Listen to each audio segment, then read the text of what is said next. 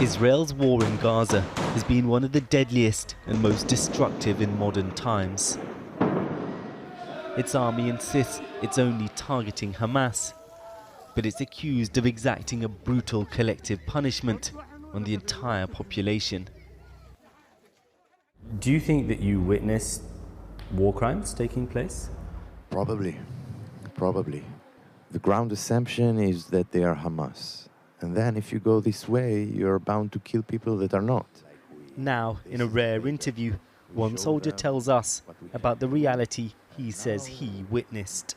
This is something that I'm going to carry for the rest of my life.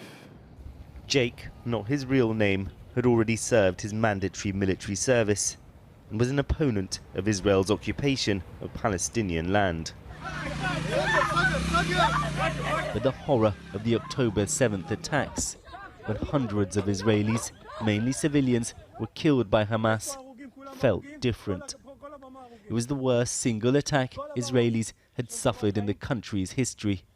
There are literally people going around in Israel killing innocent civilians, right, all around. And this is something that needs to be stopped, and I'm needed partly to do that as well, especially in the first couple of weeks. It felt right, so yeah, it just made sense in a way that it didn't before. Israel's response in Gaza came soon. First, a massive and deadly campaign of aerial bombardment. At what stage did you start to have concerns about how the war was being fought? I was serving in a commanding unit of a battalion that was fighting in Gaza.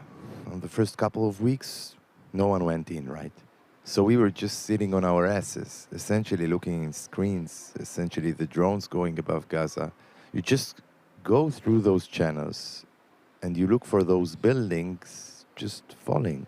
It feels like Netflix, it feels like a video game for the first couple of days. But there is a moment you realize it's a freaking actual house. It just got completely destroyed. And I don't know, but there probably were some people in there. Maybe there are terrorists, maybe there are not, or Hamas, whatever. But you don't know. And then you start asking yourself, are all of those strikes, airstrikes, necessary? Or are we just having a light hand on the trigger here? And then it starts, and once it starts, it never stops. The bloody images from October the 7th traumatized the country. Scenes of some Gazan civilians celebrating or participating in the attacks fueled existing bitterness and hatred. When you're watching these screens, what's the mood like of other people around you? A lot of people are happy to see that we are paying back. That's like the Israeli retaliation. And was that because they were convinced that they were hitting Hamas fighters, you think, or it went beyond that? A lot of them don't draw the line between what we call militants or terrorists and what we would call civilians. After the 7th, for example, people saw those videos of those people being paraded through the streets around Gaza, right? And those people cheer or even take part in whatever it is. So they say, like, all of them are part of it. Like, they all support it. Was that quite a widespread view that everyone in Gaza is complicit? Very much so. For many of the people around me, that was the thing. It came from saying, those are the kids that we spared in the war in 2014, right? Those are the kids that we spared then are now the terrorists that did the 7th, right? So the implication there being, if you kill a kid now, it's okay. Everyone, yeah. That was, I don't want to say the majority, but it was alarmingly widespread in the people around me talking about this. Thousands of Palestinian civilians have been killed in Israel's assault in Gaza. The military insists it does everything possible to avoid casualties and blames Hamas for hiding amongst the population. But footage like this, obtained by Al Jazeera, documents how apparently unarmed Palestinians have at times been deliberately hunted down. The Israeli army has said it's investigating this incident, but that it occurred in an active combat zone where Hamas fighters often dressed in civilian clothing. When Jake was serving, he says it was clear they required special permission to fire on buildings such as schools or mosques. But overall, the prospect of wrongly killing civilians was not a major concern. No one is batting an eye, no one is questioning. It's like it's a given that if someone is in this area that we are in because everyone was supposed to be evacuated, if someone is there, they are Hamas. On multiple occasions, fleeing Palestinian civilians have been filmed being shot, apparently by Israeli soldiers. Here, a grandmother is gunned down next to a child waving a white flag. The army says it's examining the incident. 3 Israeli hostages have also been mistakenly shot dead by troops.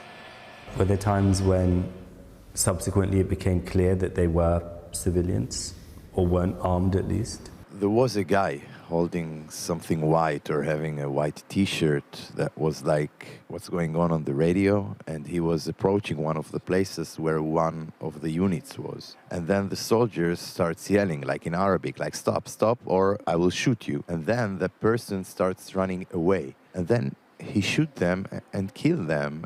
And then you ask yourself, like, did we just kill someone who was just, was just trapped in the situation?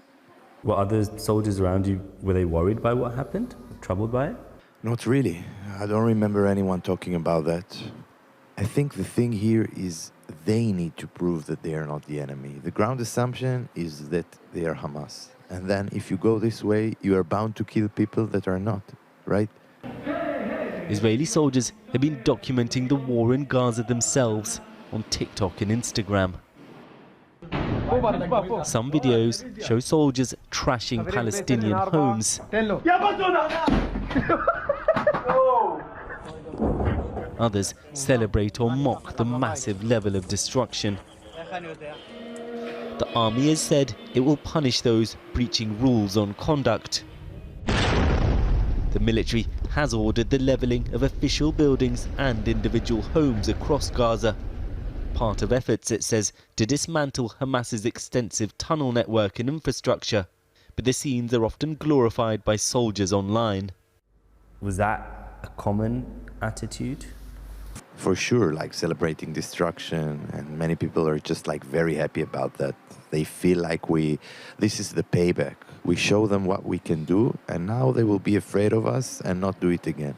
It's ridiculous. We also had at some point people start kind of a tourism kind of thing, going in to see the destruction, to take photos of it, to also take photos of yourself with, with the gear, feel like this big soldier that, was part of this fight.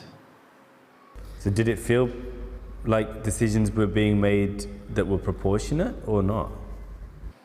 No, I think some decisions were not proportionate. Some decisions had also this ulterior motive in them of making this extra destruction, making this extra message for the people there.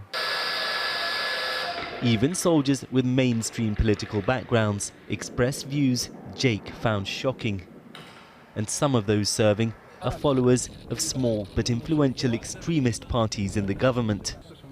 They've been behind the most radical rhetoric, including calls to rebuild Israeli settlements inside Gaza. Were there many soldiers serving around you who were supporters of extremist politicians, Ben Gvir, Smotrich, figures like that?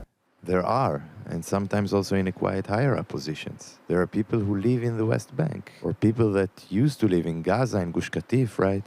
And when you hear them speak, that is chilling. When they talk about Palestinians, when they talk about the solution that they see to this conflict, those things are really, really scary. What kind of stuff would they say? There are no uninvolved, only unarmed. That was a common phrase? Not a common phrase. I heard it from a few people. It became like common in specific circles. As the conflict continues to rage in Gaza, Jake is grappling with the role he's played in it. Do you feel responsible yourself then? Yeah, this is something that I'm going to carry the rest of my life, obviously. And the way I look at it, my way of redeeming myself, is to do anything I can to make justice and peace in this area. You're quite emotional. It's a shitty situation, right? When I was there, I was doing it. Now it's just being done in my name. It's horrible. And it's very frustrating and despairing knowing this is where we're going, right? Because you have to look at the 7th, right? Which was also a horrendous event. And essentially what it feels like our government and their government, Hamas, right? They are actually on the same team that essentially want to see this piece of land just being soaked with blood. Well, I'm sure the vast majority of Israeli soldiers would, just like the army media wing, reject the allegation that they've either deliberately or callously killed Palestinian civilians.